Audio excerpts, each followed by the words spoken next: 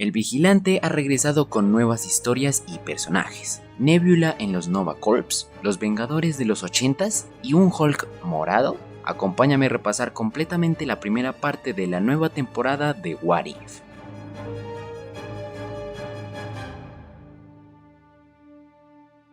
Advertencia: este video contiene spoilers. Episodio 1.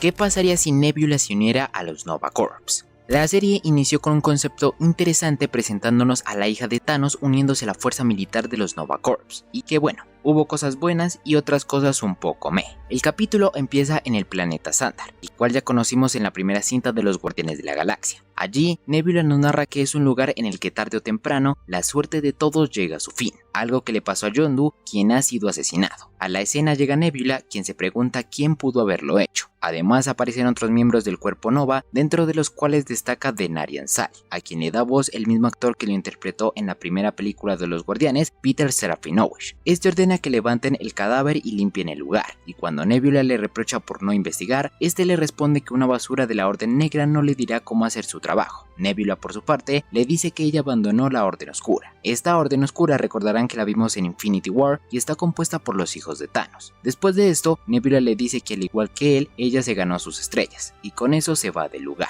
Posteriormente conocemos la historia de trasfondo de este universo. En él, Ronan traicionó a Thanos antes de que éste pudiese reunir las gemas del infinito, pues su hambre de poder había sido vencida por la del acusador, y siendo abandonada a la deriva en el espacio y sin Gamora, Nebula se encontraba perdida en las ruinas de su pasado hasta que alguien vio la luz en ella. Siendo reclutada por Nova Prime, la cual en este episodio no tiene la voz de la actriz Glenn Close, Nebula se instruyó en el cuerpo policial de los Nova Corps e hizo su juramento: busca la luz, sé la luz, no te desvíes de su camino. Este juramento relacionado a la historia que le dan al personaje se relaciona con el propósito que tiene el capítulo, pues tal cual nos dicen que toda historia de redención comienza en la oscuridad, y Nebula primero debió quedarse sola y sin nada hasta que la luz llegó a su vida con un nuevo propósito. A todo esto debemos recordar que los Nova Corps son una fuerza militar espacial encargada de proteger la galaxia, en específico a Xandar, su planeta de origen. Literalmente son como los Linternas Verdes de Marvel, solo que ellos no obtienen su poder de anillos, sino de la Fuerza Nova, su fuente de poder. Un campo de energía casi ilimitado generado por la supercomputadora viviente llamada Sandrian Worldmind. Luego la energía se transmite a los centuriones en distintos niveles según su rango. Worldmind contiene el registro completo de la historia y la civilización de Xandar. Seguramente lo recordarán por el miembro más icónico de estos, que es Richard Rider, o mejor conocido como Nova, quien supuestamente tiene un proyecto en desarrollo para el UCM. Continuando con el episodio, Nebula relata que Ronan regresó un día a Xandar con el fin de conquistarlo, casi destruyéndolo, un acto que llevó a Nova Prime a encender un escudo planetario e impenetrable que encerraría y protegería el planeta durante 50 años. Un hecho que después de 5 ha sacado lo peor de los habitantes de ese mundo. Una vez que las patrullas se van, Nebula regresa a la escena para inspeccionar algo, y menciona que tenía una historia con Yondu en el pasado, la cual no se aclara mucho, pero que podemos pensar que se trata de una relación de alianza y apoyo que lo llevó a formar una amistad. Ella proyecta una grabación vieja de Yondu en la que al final hace el silbido para llamar su flecha, la cual aparece en ese lugar y Nebula la atrapa, descubriendo indirectamente unos planos que estaban almacenados en ella, los cuales no se encuentran en ninguna red de información. Nebula recibe una llamada de Nova Prime, quien le habla sobre el caso de Yondu y le pide cambiar a una línea segura. Ella le explica que Xandar está a punto de colapsar, ya que Yondu se metió con fuerzas oscuras que están emergiendo y el planeta solo tiene hasta el amanecer. Nebula le menciona lo que encontró en la escena y Nova Prime le dice que siga sus instintos y use cualquier medio necesario, o de lo contrario, Xandar no verá otro amanecer. Luego Nebula se dirige a un casino bar en el que trabajan Groot, Miek, personaje que conocimos en Thor Ragnarok, y Korg. Aparte también vemos a Drax perder en uno de los juegos del lugar. Allí Nebula va a hablar con el dueño del casino, que es Howard el Pato, para preguntarle por los planos que encontró en la flecha de Yondu. Este dice que se ve bastante extravagante pero que no sabe qué es, a lo que llega Korg y les dice que es un viejo servidor que abarca la ciudad completa, un núcleo de datos que contiene mucha información del planeta, incluyendo los códigos de fuente del generador del escudo. Con esto Nebula asume que alguien quiere desactivar el escudo para llevar una invasión, y debe ir al servidor central para destruir los códigos antes de que alguien los filtre. Con esto ella se dirige a una prisión para encontrar a alguien que sea reconocido por burlar la más alta seguridad de Xandar, el cual es John Rock. el antiguo mentor de Carol Danvers cuando era parte del Imperio Kree, el cual nuevamente tiene la voz del actor Jude Law. Según lo que vimos en el episodio, él terminó en prisión por infiltrarse en Xandar clandestinamente y fue Nebula quien lo colocó en esa celda. Ella lo libera y juntos se infiltran en el servidor central de Xandar. En este lugar, Nebula se conecta al núcleo de datos descargando los códigos a su memoria, pero antes de poder borrarlos, es traicionada por John Rock, quien le introduce un disco duro para descargar esta información. El servidor se sobrecarga y genera una explosión que deja inconsciente a Nebula. Cuando despierta, descubre que Nova Prime está detrás de todo, pues esta vio la decadencia de la sociedad xandariana tras el confinamiento del planeta, por lo que decidió aliarse con Ronan y utilizar a Nebula para acceder al núcleo de datos, ya que sin un cyborg no pudo haberlo hecho. Luego ordena a sus soldados asesinarla, a lo que estos golpean a Nebula, pero esta con sus últimos alientos logra acabar con unos y escapar. Regresando al casino de Howard casi destruida, es reparada por ellos y se preparan para detener la invasión que se aproxima. Por su parte, Nova Prime inicia la apertura del escudo mientras Ronan esperaba fuera del planeta. Logrando infiltrarse en el edificio, Nebula y su equipo llegan hasta Nova Prime y sus soldados. Esta le dice que ya es tarde ya que ya cargaron los códigos. Sin embargo, cuando Ronan estaba cruzándolo, este se cierra inesperadamente destruyéndolo a él junto a su nave. Esto debido a que Nebula anticipó que John Rock la traicionaría, por lo que antes de que este extrajera los datos, ella modificó la información para que se diera de esa manera. También revela que cuando Nova Prime le dijo que lo resolviera por cualquier medio, descubrió que había roto el juramento de los Nova Corps. En eso se desata la batalla en la que Korg aplasta a los soldados Nova y Nebula va a detener a Prime. Logrando estrellar su nave, trata de ayudarla antes de morir, pero esta intentando asesinarla termina cayendo. El escudo se abre y Xandar vuelve a ser libre para la galaxia. Muchos viajes en búsqueda de redención comienzan en la oscuridad,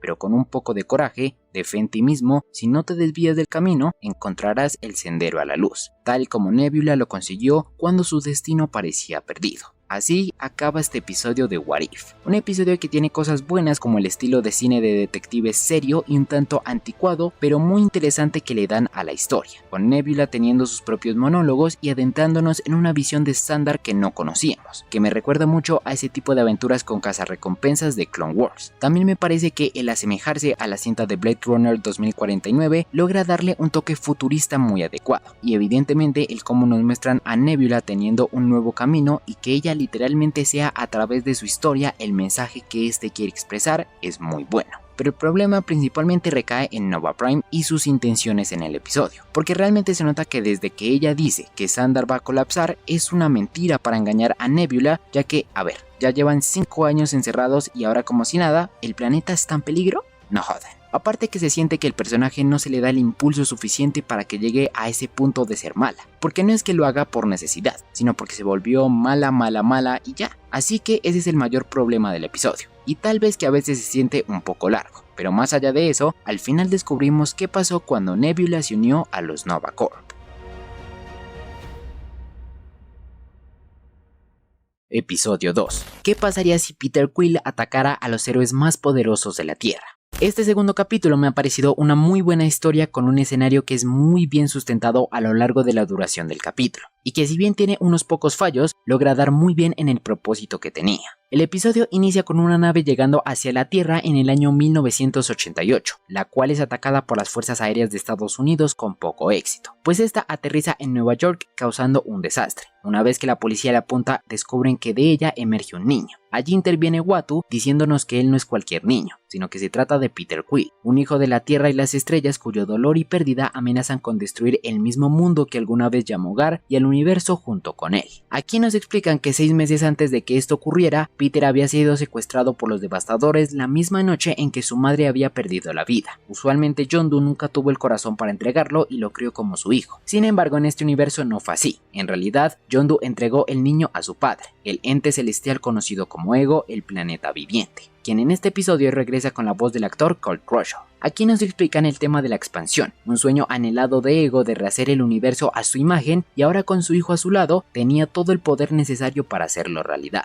Por si no lo recuerdan, este es uno de los puntos centrales en la trama de Guardianes de la Galaxia Volumen 2, donde el propósito principal de Ego de encontrar a Quill fue justamente ese, lograr la expansión de su ser a través de las semillas que había plantado en cada uno de los mundos que había visitado, y además embarazaba a una mujer en cada planeta para que alguno de sus hijos mantuviera sus poderes celestiales, siendo Peter el único que lo logró. razón por la cual lo necesitaba. Posteriormente escuchamos a Peggy Carter en las instalaciones del proyecto Pegasus. Este era un proyecto conjunto entre SHIELD, la Fuerza Aérea de Estados Unidos, y la NASA, dirigido por la doctora Wendy Lawson, o mejor conocida como Marvel. El objetivo del proyecto era estudiar el tercer acto para construir el motor de velocidad luz, algo que al final tuvo un pequeño éxito, y posteriormente el proyecto fue retomado cuando SHIELD regresó a estudiar las capacidades de este artefacto antes de que Loki lo robara. Peggy menciona que le han seguido la pista al niño durante docenas de sistemas solares cercanos, los cuales fueron consumidos por una ola de radiación cósmica a 24 horas de su llegada. Howard Stark, con la voz de su actor John Slattery, menciona que pensaba que su hijo era un dolor de cabeza, pero comparado con este niño no es nada. Esto hace referencia al propio Tony Stark. Peggy dice que una sola persona no puede detenerlo, pero que un equipo con lo mejor que tiene el planeta sí podrá, ya que al paso que van, el planeta no sobrevivirá mucho tiempo. Aquí nos presentan a una joven Hope Van Dyne y su padre Hank Pym, o mejor conocido como Ant-Man, el cual lidia con la carga de ser papá solitario posterior a que Janet desapareciera al reino cuántico. Él recibe la llamada de Howard, la cual rechaza inmediatamente, y cuando vuelve a contestar, este le dice que mire la televisión para ver lo que ocurre. Al observar la situación, le dice a Stark que envíe un avión.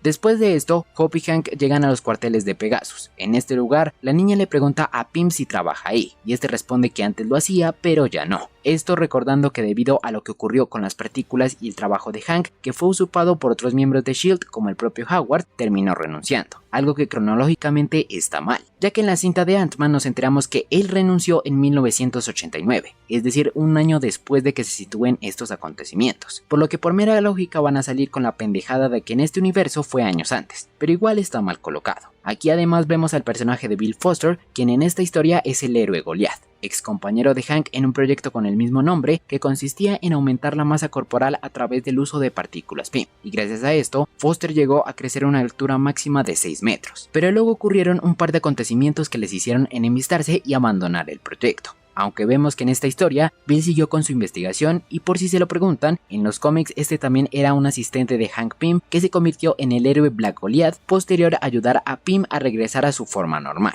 En este episodio, el personaje tiene la voz del actor Lawrence Fishburne, quien lo interpretó en la segunda película de Ant-Man. Aquí conocemos a los otros miembros del equipo, empezando por el rey T'Chaka de Wakanda, el padre de T'Challa, y al que le da voz el actor Atandu Akani, quien le dio vida a la joven versión del personaje en la cinta de Black Panther. Sin embargo, en esta ocasión él no porta su traje con toques dorados que vimos en esa cinta, sino el que T'Challa utilizó en Civil War, ya que este era de su padre y que recordemos que posteriormente con la ayuda de Shuri, este lo fue evolucionando hasta darle su propio toque. El rey saluda a Howard, quien le menciona que su padre, el rey Azurri, fue un gran aliado para ellos en la guerra, a lo que T'Chaka responde que él donó algo de vibranio para la lucha, y Stark le dice que con él crearon un escudo que se perdió en el Ártico. Esto haciendo una evidente referencia a lo ocurrido en la primera cinta de Capitán América cuando crearon el escudo del Cap y luego este fue enterrado junto a Steve en el Ártico. Luego de esto, Hank pregunta que quién invitó a los comunistas, ya que el presidente Gorbachev envió a nada más y nada menos que el soldado del invierno a ayudarlos, y cuando Peggy lo ve, le dice a Howard que es idéntico a Bucky, a lo que este responde que oyó los rumores, pero que a pesar de eso el hombre que conocieron ya no está ahí. Aquí primero hacen referencia al mandatario Mikhail Gorbachev, presidente de la Unión Soviética de 1985 a 1991 y el cual causó el fin de la Guerra Fría con su dimisión en el poder. Por esta razón, Hank menciona a los comunistas ya que evidentemente en esa época se vivía el apogeo de ese conflicto entre las potencias del mundo. Además de eso debemos recordar que el soldado del invierno estaba a pleno servicio de este país, eliminando objetivos claros tanto de esa nación como de Hydra antes de su resurgimiento dentro de SHIELD. Uno de ellos fue Howard Stark, pero esta vez no la cagaron ya que el asesinato del padre de Tony ocurrió en diciembre de 1991, es decir 3 años posterior a los acontecimientos que vemos en el capítulo. Peggy les explica que el niño se dirige a Coney Island, a lo que Bill Foster dice que eso se encuentra muy lejos del lugar en el que están. Con esto conocemos a la última miembro del equipo, la doctora Wendy Lawson, o mejor conocida como Marvel. La soldada Kree, que en búsqueda de ayudar a los Skrulls a conseguir un nuevo planeta, llegó a la Tierra y trabajó en la Fuerza Aérea junto a Carol Danvers, antes de morir a manos de los Kree, suceso que ocurrió en 1989, pero que antes de eso logró desarrollar el proyecto del motor de velocidad luz que tiene la nave en la que viajan. Ellos posteriormente llegan a Coney Island, en donde se acercan a Peter antes de atacarlo, mientras que la doctora asegura la nave en la que llegó.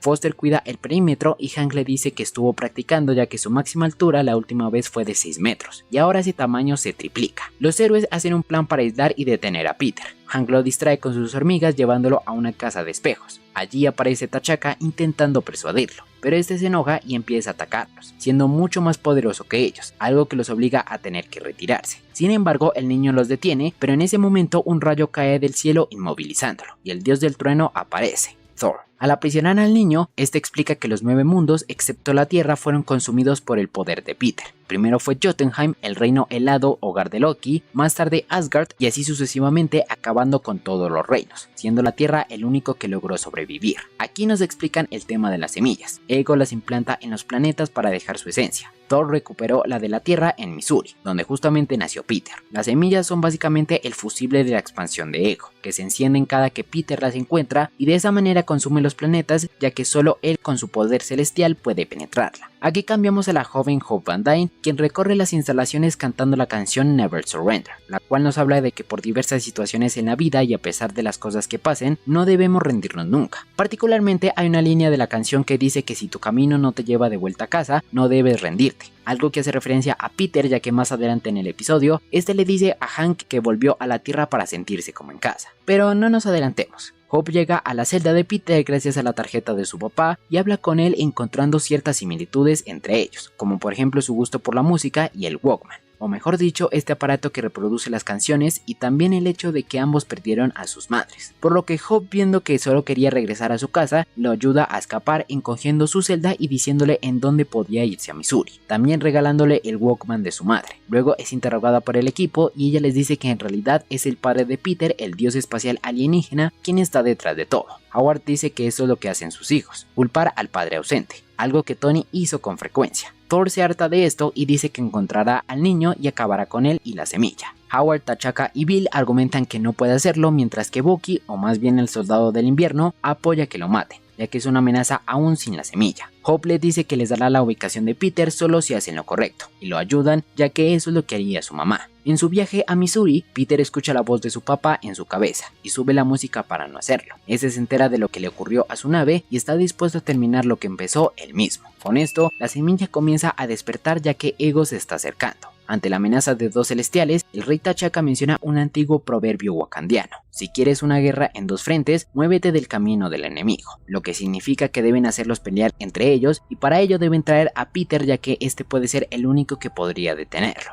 Mientras tanto, Ego llega para reclamar a Peter y cuando los héroes se niegan y dicen que no podrá destruirlos, este le responde que él no quiere eso, quiere salvarlos al expandirse y cubrir todo lo que existe para que se conviertan en parte de él. Este crea con la arena del desierto soldados con los que ataca a los héroes. Todos logran derrotarlos, pero una y otra vez Ego los revive e incluso crea una estatua de sí mismo gigante que multiplica por mucho la altura del propio Bill Foster. Peggy le dice a Howard que tratarán de detenerlos, pero que deben llevarse la semilla. Stark intenta conectar con el soldado del invierno, pero este no responde y descubrimos que se encuentra oculto entre los árboles del cementerio en el que se encuentra Peter al frente de la tumba de su madre, apuntándole con un francotirador. Al lugar llegan Lawson y Hank. Esta le dice que podría inmovilizarlo, pero Pym responde que este es un niño y que si quieren que los ayude deberán hablar con él. Mientras tanto, el soldado del invierno recibía órdenes de su controlador de que dispare al niño. Esto recordemos que se debe a que Bucky era controlado por los agentes rusos muchas veces debido a que le lavaron el cerebro muchas veces y ciertos comandos que sus controladores utilizaban lo convertían en un fiel asesino sin su propio control. Literalmente al soldado del invierno le reiniciaban el Windows una y otra vez después de una misión para que nunca cuestionara las decisiones de sus mayores. Hank habla con Peter, quien le revela que Ego usó su poder para meterse en su cabeza, y también que regresó a este lugar para no sentirse solo, pero que debido a que su mamá ya no está, ese ya no se siente como su hogar. Algo que hace referencia a la línea de la canción que anteriormente les dije, de que si su camino no lo lleva de vuelta a casa, nunca se rinda, que es justamente lo que le pasó a Peter en este momento. El soldado recibe órdenes de dispararle al niño, pero es interceptado por Howard a tiempo. Hank le dice al niño que sabe cómo se siente, pues desde que Janet ya no está, su hogar no ha sido el mismo ni él tampoco. El dolor, la ira, la soledad se sienten como si te ahogaras, pero no lo harás si dejas que las personas que te rodean te ayuden a salir. Stark intenta convencer al soldado de no asesinar a Peter, diciéndole que a pesar de que él solo ve un objetivo, él ve un futuro y todo el bien que puede hacer, algo que también ve en Bucky, y cuando este responde que él no lo conoce, Howard le dice que Steve Rogers sí, y que el amigo que él conoció y al que quiso jamás haría ese disparo. Hank le ofrece unirse a su familia y al final se abrazan, un hecho que hace que el soldado del invierno no lo asesine. Posteriormente, Howard le ordena a Lawson y Hank que traigan al niño y le dice a Hope que aún después de 50 años, el Capitán América sigue salvándolo. Sin embargo, Ego había desplegado energía para obtener la semilla, y logrando hacerlo, parece que su plan tendrá éxito, pues sus tropas han superado a los héroes y los tienen sometidos. Afortunadamente, Wendy llega a tiempo con la nave y Hank y Peter saltan encogiéndose para atrapar la semilla e introducirse en la estatua de Ego. Allí, Peter le dice a su padre que este es su hogar, el hogar de su madre, y que no dejará que lo destruya. Ego responde que ese es el mortal en él, pero que con el tiempo aprenderá a hacer lo necesario tal y como él lo hizo, revelando que él asesinó a su mamá. Pues debemos recordar que este también en la segunda película de los Guardianes reveló que cuando se fue de la Tierra le implantó el tumor a Meredith, que posteriormente se convertiría en el cáncer que acabó con su vida. Ego le dice a Peter que no tiene el poder para destruirlo, y este responde que no, pero que la semilla sí, y que con ella un pedazo de él siempre vivirá en Peter. Absorbiendo la energía de la semilla, Ego se enfurece diciéndole que siempre creyó que terminaría siendo una decepción para él. Peter responde que su madre lo llamaba Star-Lord, nombre que posteriormente utilizaría en los Devastadores y los Guardianes de la Galaxia, y con esto libera una gran cantidad de energía que finalmente acaba con su padre. Los héroes celebran en casa de Pym, donde Thor y T'Chaka se ven sorprendidos con el sabor de la cerveza. Wendy le obsequia a Gus, a Peter y Hope, el gato que en realidad es un Flerken y que vimos en las películas de Capitana Marvel. A su vez, esta pregunta por el soldado del invierno y Howard responde que algo dentro de él cambió ese día, pero que a su vez Bucky está con él. Esto es casi lo que pasó en la cinta de Winter Soldier, en la que posterior a casi asesinar a Steve, Bucky decidió no volver a su antiguo camino, sino forjarse una vida después de que esta misión cambió y reveló lo que en verdad era. Posterior a la cena, Thor dice que debe irse ya que Peter destruyó la forma corpórea de Ego, pero su planeta sigue con vida. Y mientras que siga así, el universo no conocerá la paz. Algo que es lógico ya que en Guardianes de la Galaxia Volumen 2, el equipo destruyó el núcleo del planeta que en resumidas cuentas era el corazón de Ego, destruyéndolo por completo, mientras que en esta historia solo fue su cuerpo. Los héroes le dicen a Thor que todos son un equipo y finalmente los vemos caminando con el tema de los Vengadores, siendo estos los héroes más poderosos de la Tierra. Así, acaba este capítulo de What If, un episodio que como dije tiene muchas cosas buenas, haciendo referencia a muchos sucesos y detalles que se alinean con la historia de los personajes que vemos en el episodio, y que sustenta de gran manera la historia que desarrolla y sobre todo el cómo nos muestran a Peter Quill desarrollando su historia correctamente. Lo único malo tal vez es que hay ciertas imprecisiones cuando tratan de alinear estos acontecimientos y que se siente un poco tonto que tal cual el equipo no sea el vencedor de este enemigo, sino Peter, pues sabemos que como fuera, los Vengadores habrían encontrado la forma de vencer a Ego, algo que el equipo que vemos en este episodio no hizo, y debió esperar a que Peter lo salvara. Pero bueno, al final descubrimos qué pasó cuando Peter Quill atacó a los héroes más poderosos de la Tierra. Episodio 3. ¿Qué pasaría si Happy Hogan salvara la Navidad? Este episodio realmente es que se trataba de conmemorar el día en que se estaba estrenando y la época en la que estaba, haciendo referencia a una historia navideña que sinceramente no es nada del otro mundo. De hecho, podría decir que es una de las historias más básicas que vemos en la temporada, y que más que nada es como esos especiales que siempre hacen con diferentes franquicias para revivir la magia navideña con este tipo de personajes. El episodio inicia con el vigilante diciendo que no hay época más feliz en el año que esta, y que nos contará uno de sus cuentos favoritos de las fiestas invernales. Aquí vemos una esfera de nieve con la Torre de los Vengadores. Era la víspera de Navidad y sin tiempo que perder, los héroes enfrentaban un nuevo poder. Aquí apreciamos botas navideñas encima de la chimenea con el nombre de cada uno de los fundadores del equipo. Iron Man junto al Cap son arrojados a esta y vemos que los Vengadores están luchando contra una criatura monstruosa de color morado que no sabemos quién es, por lo que el vigilante dice que debería empezar un poco más atrás. Aquí regresamos 2 horas antes de lo que había pasado y la torre aún no se había incendiado. Allí vemos a Happy guiando a los soldados de la Legión de Hierro a colocarle un gorro navideño a la A de la Torre de los Vengadores. Este es interrumpido por Darcy Lewis, la amiga de Jane Foster en las cintas de Thor que le ayudaba a investigar anomalías en la Tierra y a quien también vimos en la serie de WandaVision. Esta se encuentra ayudando a Happy con la fiesta de Navidad de los Vengadores, ya que está haciendo una pasantía para la universidad. Y Happy le dice que esa línea entre comunicadores solo es para emergencias, ya que Jarvis está en mantenimiento. A su vez, Happy es interrumpido por Maria Hill, quien se encuentra también organizando la fiesta, y le dice a este que es muy importante ya que después del año que tuvieron, la gente busca una razón para celebrar. Esto nos indica que posiblemente el año en que se ubica esta historia es en el 2014. Para empezar, en este episodio se indica que Jarvis está en mantenimiento, lo que indica que aún existe y como sabemos cuando este pasó a la conciencia de Visión fue en el 2015, año en que los Vengadores se enfrentaron a Ultron. Aparte de eso, el hecho de que Maria Hill trabaje en este lugar nos da otra razón más, pues esta después de la caída de S.H.I.E.L.D. buscó trabajo en Stark Industries y en la cinta de Age of Ultron la vemos trabajando en la torre. Aparte que al decir que después del año que pasaron, puede querer referirse a lo ocurrido con Hydra y los Helicarriers en Washington, los acontecimientos que vemos en la segunda película del Cap que ocurrieron en 2014. Así que todo parece indicar que es la Navidad de ese año en la que se desarrolla el episodio. Y también es de recalcar que estos tres personajes regresan con las voces de los actores que los interpretaron en el UCM.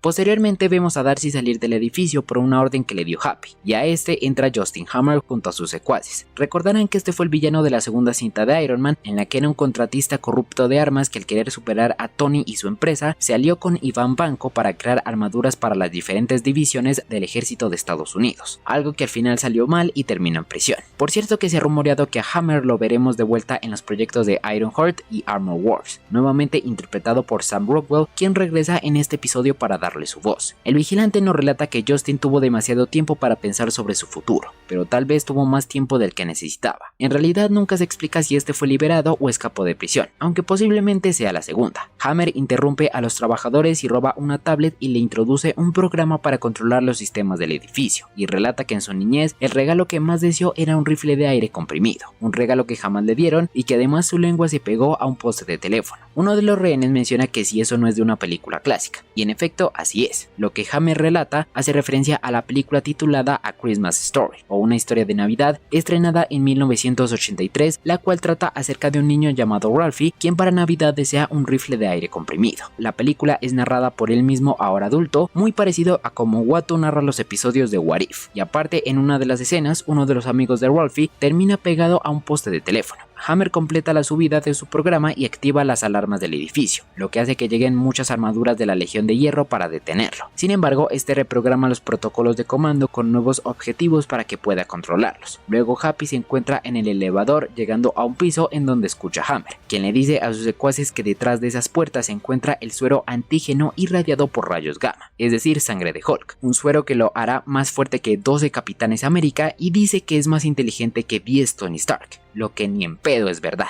Happy alarma a Hill y le dice que están en el laboratorio, ya que Tony trató de experimentar con la sangre de Banner para convertirlo en Hulk sin necesidad de que se enoje, algo que realmente jamás pasó. Hill ordena a Happy asegurar la muestra de la sangre de Bruce, mientras que ella irá por Hammer. Este llega a la sala principal de la torre y María la apunta con su arma. Justin le dice que lo más importante que aprendió en prisión es que solo haciendo trampa logras ganar, a lo que una armadura de la Legión llega por detrás y la hiere. Por su parte, Happy intenta encontrar el tubo con la muestra de sangre y termina cayendo y formando un desastre. Buscan las repisas, incluso encontrando una flecha con confeti de Hawkeye, hasta que finalmente encuentra el tubo, pero al asustarse por los sonidos de disparos, este suelta la muestra y termina inyectándosela por accidente en la pierna. Y esto sí es lo más estúpido de todo el capítulo, pero obvio este se titula ¿Qué pasaría si Happy salvara la Navidad? Así que tenía que ser así. La pierna de Happy crece de color morado y Hammer llega con los soldados de la Legión para romper el vidrio, y cuando descubre que este robó la sangre ordena que acaben con él, pero este logra escapar, se esconde en un cuarto y trata de pedir ayuda llamando a sus amigos, y vemos que en su teléfono tiene contactos como el General Ross, Pepper, Rhodey y Sam.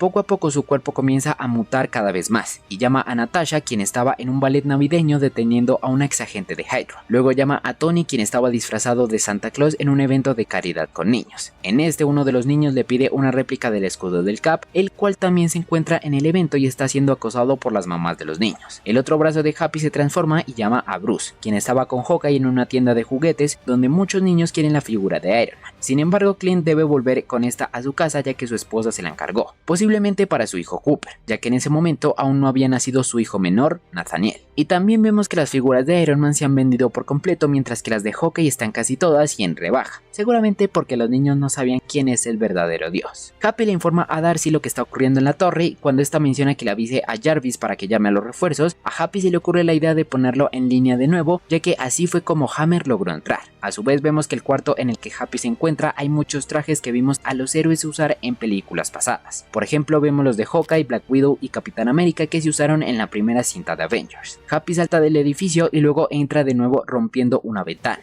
Esto ocasiona que se transforme completamente en el monstruo y que se nota que el suero no está terminado, ya que el aspecto de la criatura se ve bastante deforme. Sin embargo, Happy mantiene su conciencia, lo que indica que el suero, además de permitirle a Banner transformarse en Hulk cuando quisiera, sin necesidad de enojarse, también le permitiría mantener sus capacidades mentales, algo que posteriormente lograría. Por su parte, Darcy está en el subsótano intentando colocar de nuevo a Jarvis. Sin embargo, la tarjeta que mantiene a este en el edificio no está, por lo que debe buscar otro sistema. Ella menciona varios, dentro de los cuales se encuentra Viernes, la inteligencia artificial que reemplazaría a Jarvis cuando este se adhirió a Visión. Hammer envía a sus secuaces por ella y una vez que la tienen, amenaza a Happy con asesinarla si no va al penthouse de la torre. En su espera, Hammer abre un regalo que Tony le daría al Cap, que eran unas medias con la cara de Iron Man. Cuando llega al elevador, las armaduras le disparan a un maniquí que contenía la flecha de confeti de Hawkeye. Con esta distrae a Hammer y Happy llega acabando con las armaduras de la Legión. Logra liberar a Darcy y Hill y se dirige a la armería para detener a Hammer. Enfrentándose a más armaduras, las destruye por completo en una escena muy épica que si en algún momento la veríamos en live action y con seres de verdad y no de metal, sería muy sangriento y brutal.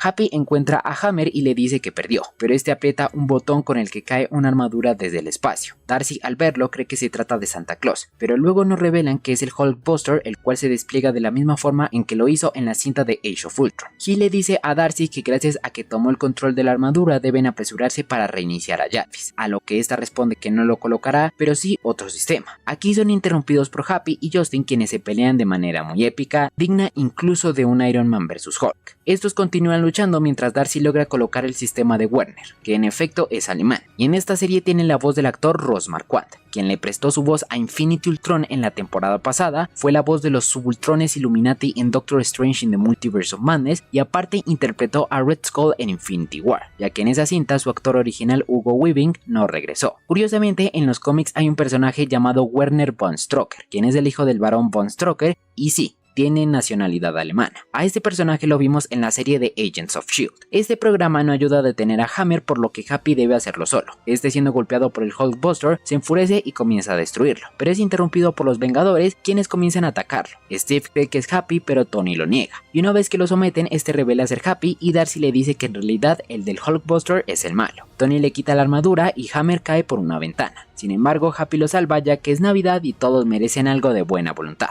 hasta los malos. Luego este regresa y es aplaudido por todos. El vigilante relata que este cuento termina con los héroes yéndose a comer algo, y Thor llega a la Tierra deseándoles una feliz Navidad a todos, pero como no encuentra a nadie, cree que se perdió la fiesta. Uatu cierra deseándonos una feliz Nochebuena a todos, y así acaba este episodio de What If, uno que, como dije, trata de conmemorar las fiestas y que realmente no es nada del otro mundo. Es una premisa simple que de una u otra forma debe tener muchas conveniencias para que Happy se convierta en un héroe, y eso incluye que estúpidamente se inyecte la sangre de Hulk y que los Vengadores estén cada uno haciendo estupideces que, si bien son medio chistosas, sí es medio que sea la justificación de su rol en la historia. Lo realmente bueno es que trajeron de vuelta a Justin Hammer con su actor, ya que es un personaje que sí tenía potencial, pero más allá de eso, sí puedo decir que es un episodio que, más allá de encontrarle la diversión por incluir la época navideña, es bastante básico y plano en lo que presenta. Pero bueno, al final descubrimos qué pasó cuando Happy Hogan salvó la Navidad.